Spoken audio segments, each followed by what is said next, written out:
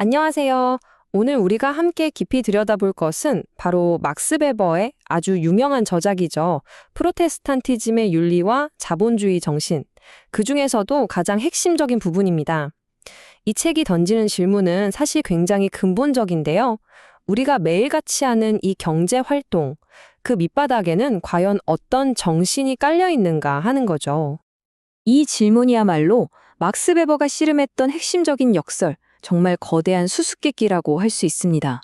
아니, 어떻게 불을 위험하다고 생각했던 종교가 인류 역사상 가장 강력하게 불을 만들어내는 시스템의 심장이 될 수 있었을까요? 이 미스터리를 풀려면요, 우리는 한 집단의 마음속으로, 그 정신세계로 깊숙이 들어가 봐야 합니다. 바로 청교도들이죠. 자, 그럼 한번 시작해 볼까요? 첫 번째 섹션, 신성한 모순입니다. 이 관계를 이해하려고 베버가 들여다본 건요, 무슨 거창한 신학 이론서가 아니었어요. 바로 리처드 백스터 같은 17세기 목사님들의 글이었습니다. 왜냐하면 이게 그냥 이론이 아니라 당시 사람들이 그래서 우리는 어떻게 살아야 합니까? 라고 물었을 때 답을 주는 일종의 실용적인 생활 안내서였기 때문이에요. 이분들의 메시지는 아주 명확했습니다. 부는 위험하다. 그 유혹은 끝도 없고 도덕적으로도 의심스럽다는 거죠. 불을 쫓는 건 곧 신에게서 멀어지는 길이라고 생각했어요. 여기서 바로 그 유명한 금욕주의가 시작되는 겁니다. 근데 중요한 건요, 이분들의 금욕은 세상을 등지고 산으로 들어가는 그런 게 아니었다는 거예요. 바로 우리가 사는 이 세속 안에서 일상생활 속에서 유혹과 싸우고 절제하는 것. 베버는 이걸 세속 내적 금욕이라고 불렀죠. 이게 아주 중요한 포인트입니다. 자, 두 번째 섹션, 신의 영광을 위한 노동입니다. 아니, 부가 그렇게 위험하다면서요? 그런데 어떻게 태도가 싹 바뀔 수 있었을까요? 그 시작점은 바로 일, 즉 노동에 대한 생각을 완전히 뒤집어 엎는 데에 있었습니다. 여기에 정말 재밌는 개념이 등장하는데 바로 소명이라는 거예요. 독일어로는 베루프라고 하는데요. 이 단어가 기가 막힙니다. 그냥 직업이라는 뜻도 있지만 동시에 신의 부르심이라는 종교적인 의미도 있거든요.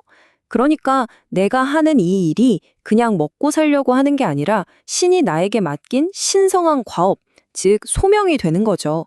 노동이 이제는 숙명이 아니라 신의 영광을 드러내기 위해 아주 체계적으로 해야만 하는 최고의 종교적 의무가 되어버린 겁니다. 이 표를 보시면 그 심리적인 변화가 확 와닿으실 거예요. 예전 중세시대에는 노동은 그냥 어쩔 수 없이 하는 거였고 진짜 영적인 건 가만히 앉아서 관조하는 거라고 생각했죠. 부자들은 일 안 해도 됐고요. 그런데 청교도들은 이걸 완전히 뒤집습니다. 노동이 바로 금욕을 실천하는 최고의 방법이고 가만히 앉아 있는 건 오히려 비난받을 일이라고 봤어요. 그리고 부자라고 해서 노동 의무에서 예외가 될 순 없었습니다. 모두가 일해야 했죠. 일이 곧 유혹을 막는 방패이자 신을 기쁘게 하는 최고의 방법이 된 겁니다. 그렇다 보니까 가장 치명적인 죄가 뭔지 아세요? 바로 시간 낭비였습니다.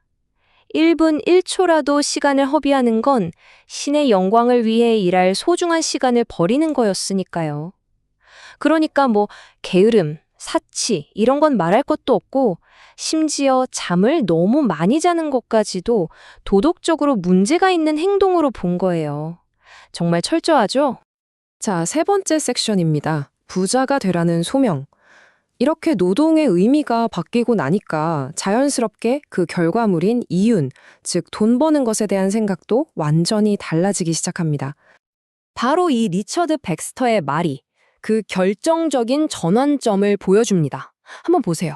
신이 합법적으로 돈을 더 벌 수 있는 길을 보여줬는데 그걸 거부한다? 그건 신의 청지기, 즉 신의 재산을 관리하는 관리인이 되길 거부하는 거라는 거예요. 와, 이게 무슨 뜻이겠어요? 이제 돈을 버는 것, 이윤을 추구하는 게 신의 뜻을 따르는 의무가 되어버린 겁니다. 엄청난 변화죠. 결국 이런 논리로 이어지는 거예요. 돈을 잘 번다는 건 신이 내 소명을 축복하고 있다는 증거가 되고요. 또 노동으로 부를 얻는 건 신의 은총의 표시가 됩니다.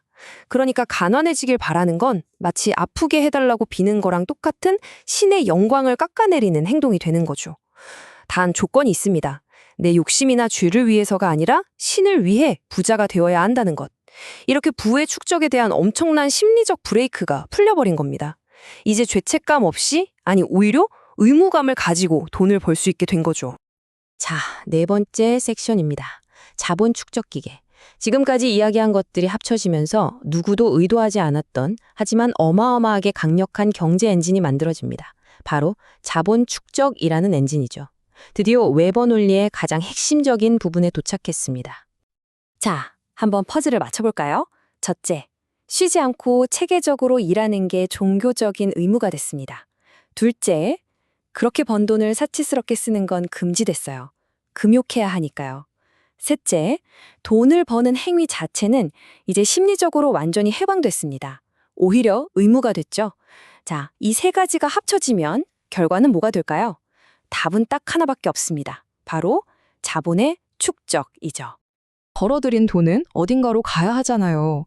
그런데 이걸로 명품을 사거나 파티를 열 수가 없어요. 금욕주의 윤리가 꽉 막고 있으니까요. 그럼 남는 길은 하나뿐입니다. 바로 그 돈을 다시 내 사업에 재투자하는 거죠. 베버는 이걸 금욕주의가 만들어낸 저축, 강죄라고 불렀습니다. 바로 이 메커니즘이 근대적인 자본주의 경제 생활에 튼튼한 기반을 만들었다고 본 겁니다. 자, 마지막 섹션입니다. 쇠오리의 유산. 그런데 말이죠. 이 모든 걸 가능하게 했던 그 뜨거운 종교적 열정이 식어버리면 어떻게 될까요?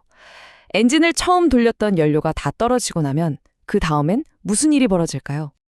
여기서 베버의 그 유명하고 어떻게 보면 좀 비극적인 결론이 등장합니다. 원래 이 재화, 돈에 대한 걱정은 성인에게 있어서 언제든 벗어던질 수 있는 가벼운 외투 같은 것이어야 했어요.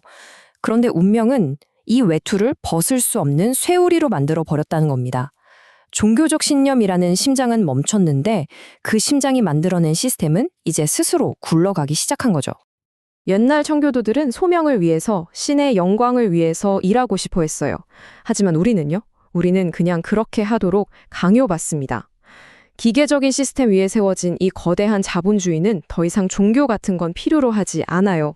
이 시스템, 베버가 원문에서 강철처럼 단단한 외피, 스탈하르트스케 호이제라고 표현한 우리가 보통 쇠오리라고 번역하는 바로 이것이 이제 이 시대에 태어난 우리 모두의 삶의 방식을 결정해버리는 겁니다.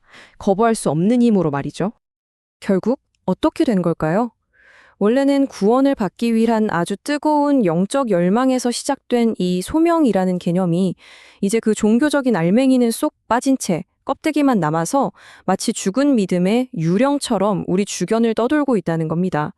나는 왜 일하는가라는 궁극적인 질문은 사라지고 그냥 일해야 하니까 일하는 세상이 되어버린 건 아닐까요? 그래서 베버는 우리에게 이 섬뜩하고도 잊을 수 없는 질문을 던지면서 책을 마무리합니다. 우리는 과연 정신은 텅 빈 전문가, 가슴은 텅 빈 향락주의자가 되어버린 것은 아닌가? 이 질문은 100년도 더 지났지만 오늘 우리가 살고 있는 이 거대한 경제 시스템 속에서 나는 과연 누구인가, 우리는 어디로 가고 있는가를 되묻게 만들죠.